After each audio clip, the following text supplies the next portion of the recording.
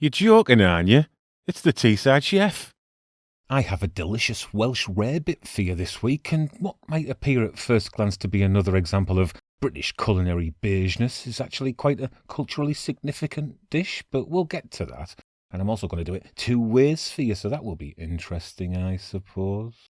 Melting 50 grams of butter first, and some people will pipe up and say, well, this is just cheese on toast, isn't it? But George Orwell wrote about how he loved it, so I'll take his opinion on Welsh rarebit over your uninformed rantings, adding in 50 grams of flour to the butter, because I'm making a roux, so I'll stir that all in well with the heat off.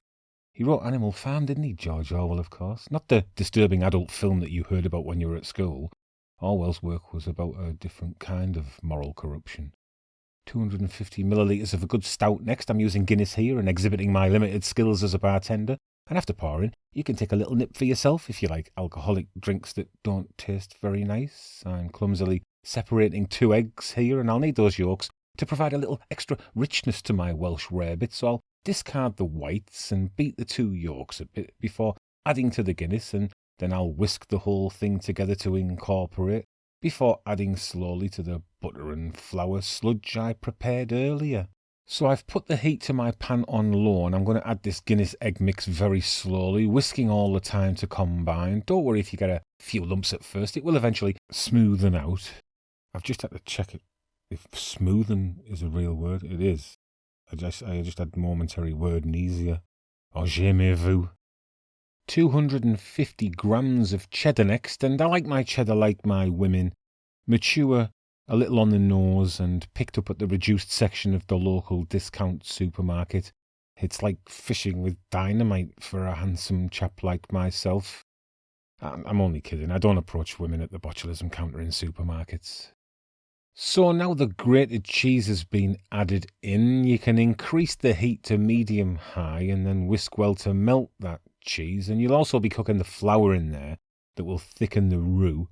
And when the whole thing is smooth, remove it from the heat, and then we can begin adding in our seasonings, starting with 2 tablespoons of Worcestershire sauce, half a teaspoon of chilli powder, although you can use cayenne or paprika powder if you like, a good pinch of black pepper, optional dried herbs. I'm using a level teaspoon of dried oregano here because I love oregano, and 2 teaspoons of mustard, and whisk that all in to incorporate seamlessly, just as Wales was seamlessly incorporated into the empire in the 13th century by Edward I there. Looks a bit like the love child of Benedict Cumberbatch and Ben Stokes. He just said, I fancy having Wales, so he just took it, and everybody's been 100% happy with everything ever since. I wasn't 100% happy with my Welsh rarebit topping there, though, so I added a little salt to lift the flavour and counter the sourness of the Guinness, and I prepare the topping first, cover with cling film, and allow to cool and thicken a little more, as that will give me time to prepare and help when adding the topping to the bread. I'm going to cut some nice thick doorstep-sized slices here, and I almost forgot to ask my mundane question of the week. I think I'm going to make this a regular thing to help drive engagement and interaction with my audience, so here we go. Do you like bread? Answers in the comments, and I'll have another one of those for you next week. So let's get this bread under the grill to toast just one side, and footage of bread toasting is similar to watching paint dry really, but the panning of the camera here is supposed to signify narrative transition, with the movement reflecting the metaphorical progression of the recipe and video. And now it's time to finally get to the business end of this recipe, get my cool cheesy mix back in, and give it a good stir before spooning thickly on the soft side of the bread. Welsh rarebit, of course, the euphemistic rebranding of its original name, Welsh rabbit, which was apparently used as a derogatory term to ridicule the Welsh for being too poor to eat meat.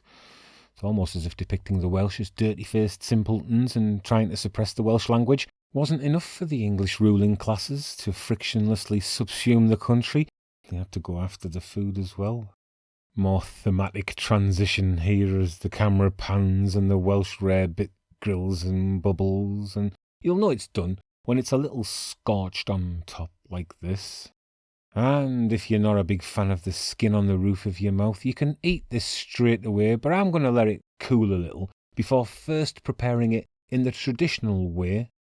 I'm scoring a crisscross pattern on the top, and the crevices I have created will be the perfect place to hold the Worcester sauce, which must be drizzled on as a final flourish. And like I said, This is the traditional way to serve Welsh rarebit, but my preferred way is to repeat the crisscross pattern and use those nooks and crannies to capture a generous drizzle of maple syrup, and the sweet sticky syrup melds perfectly with those deep savoury flavours, but is even better with some cooked cubed bacon pieces sprinkled on top. Gonna take a bite now.